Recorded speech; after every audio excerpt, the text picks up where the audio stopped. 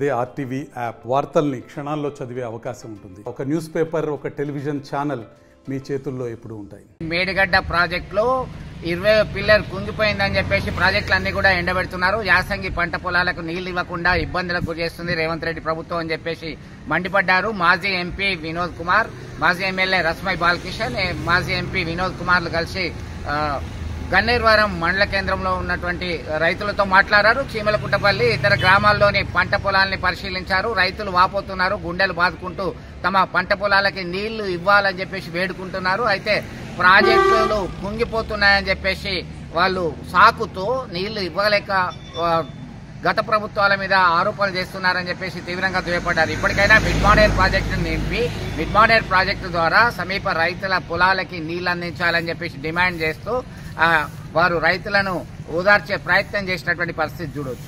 మరిన్ని వీడియోస్ కోసం ఛానల్ ని సబ్స్క్రైబ్ చేయండి. లేటెస్ట్ అప్డేట్స్ కోసం వాట్సాప్ ఛానల్ ని ఫాలో చేయండి. అండ్ లింక్ డిస్క్రిప్షన్ లో ఉంది.